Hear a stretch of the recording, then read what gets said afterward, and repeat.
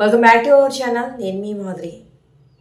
ఎప్పుడూ కూడా మన జీవితంలో రకరకాల ఆయుధాలని ఉపయోగిస్తూ ఉంటాము.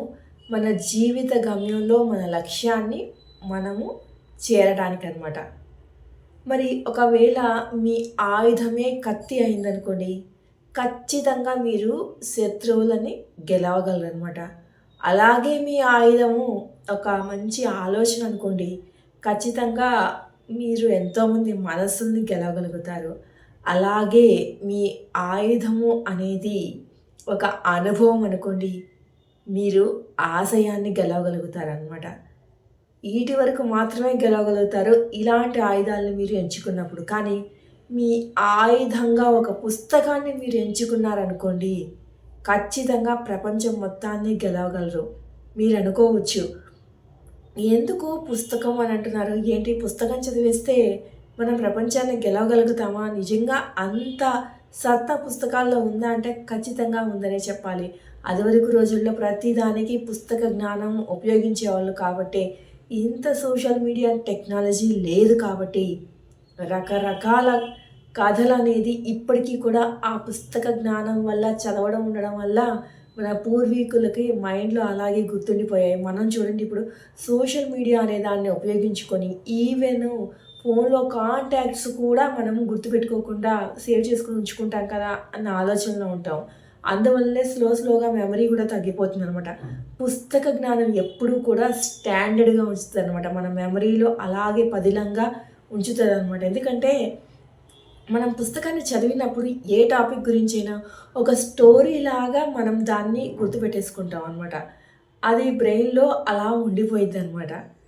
సపోజు ఒక భగవద్గీతనే లైఫ్లో ఏ విధంగా ఉండాలి, ఏ సిచ్యువేషన్లో ఎలా రియాక్ట్ అవ్వాలి, అసలు మానవ జీవితం మొత్తం కూడా అంత మంచి పుస్తకంలో భగవద్గీతలో ఉంటుంది.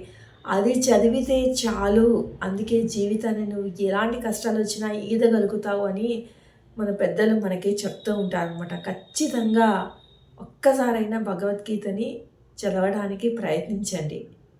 మీరు అనుకోవచ్చు, నిజంగానే అంతటి ఉంటుందా అని అంటే నిజంగా అంతకన్నా ఎక్కువ జ్ఞానమే ఉంటుంది. పుస్తకాల్లో చాలా చాలా మంచి జ్ఞానం ఉంటుందండి. ప్లస్ రీడింగ్ వల్ల చాలా మనకి మంచి విషయాలు తెలుసుకోవడమే కాక మన మెమరీ పవర్ పెరుగుతుంది. అది మెమరీలో అలాగే ఉండడం వల్ల మనం ఇంకో నలుగురికి కూడా చెప్పగలుగుతాము. ఈ సోషల్ మీడియా న్యూస్లన్నీ ఎలా ఉంటాయి అంటే ఇప్పటికీ బాగానే ఏ రోజుకి ఆ రోజు ఏది ట్రెండింగ్ నడుస్తుందో అంతవరకే గుర్తుంటుంది, ఆ రోజు వరకే గుర్తుంటుంది. మళ్ళీ ఆ రోజున ట్రెండింగ్లో ఎవరున్నారు అంటే మళ్ళీ వెనక్కి వెళ్ళి ఒకసారి ఆ వీడియో చూసినప్పుడు మనకి గుర్తొస్తుంది, మర్చిపోతూ ఉంటాం అనమాట. అలా అయిపోయిందనమాట మన మెమరీ పవరు. కాబట్టి పుస్తక జ్ఞానం అనేది అన్నిట్లోనూ నువ్వు గెలిచేలాగా చేస్తుంది. మంచి మంచి వాళ్ళ జీవిత చరిత్రలు చదివినా కానీ మంచి మంచి విషయాలు ఎన్నెన్నో కోకొలలు ఉంటాయన్నమాట. ఒక లైబ్రరీకి వెళ్ళి కూర్చుంటే మనం ఒక ఇంట్రెస్టింగ్ టాపిక్ ఏంటి అనేది సెలెక్ట్ చేసుకొని కనుక కూర్చున్నామంటే ఇది అయిపోగానే ఇంకొక దానిలో ఏముంటుందో తెలుసుకోవాలన్నంత ఇంట్రెస్టింగ్గా బుక్స్ ఉంటాయన్నమాట. కాబట్టి మనము దాని మీద ధ్యాస పెట్టడం అనేది కావాలి. అలా కూర్చుని చదవడం వల్ల ఇంకో ఉపయోగం ఏంటంటే మెమరీ పవర్ పెరగడంతో పాటు మనకి ఎక్కువసేపు కూర్చొని చదవాలి అన్న పేషెన్సీ లెవెల్ కూడా పెరుగుతుంది అనమాట. ఇప్పుడున్న రోజుల్లో పిల్లల్ని కూర్చొని ఒక గంట చదవండి పర్ఫెక్ట్గా అంటే ఆ గంటకి 100 సార్లు లేస్తూ ఉంటారు, కూర్చుంటూ ఉంటారు. అంటే ఒక చోట ఏ విధంగా కట్టిపడేయాలి, ఆ బుక్లోనే చదవడానికి ప్రయత్నించేలాగా ఎలా కట్టిపడేయాలి అనేది ఇప్పుడు పిల్లలకి తెలియట్లేదు అనమాట. ఇలాంటివన్నీ మనం నేర్పించాలి. ఖచ్చితంగా కాసేపు అయినా కూర్చోపెట్టి పుస్తక జ్ఞానం వాళ్ళ క్లాస్ బుక్స్ అంటేనే వాళ్ళకి ఇంట్రెస్ట్ ఉండకపోవచ్చు. కాబట్టి వాళ్ళకి ఇంట్రెస్టింగ్గా ఉండే ఏమేమి ఉంటాయా, ఒక స్టోరీ బుక్స్ కానివ్వండి, ఇలాంటి భగవద్గీత కానివ్వండి, చిన్న చిన్న శ్లోకాలు కానివ్వండి, ఏవైనా కానీ అలాగా చదివించడం మనం అలవాటు చేసి వాళ్ళల్లో ఈ జ్ఞానాన్ని పెంచేలాగా కృషి చేయాలన్నమాట.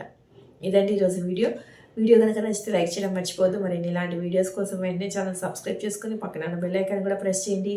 అప్పుడే నేను పెట్టే డైలీ నోటిఫికేషన్స్ మీ దాకా వచ్చేస్తాయి.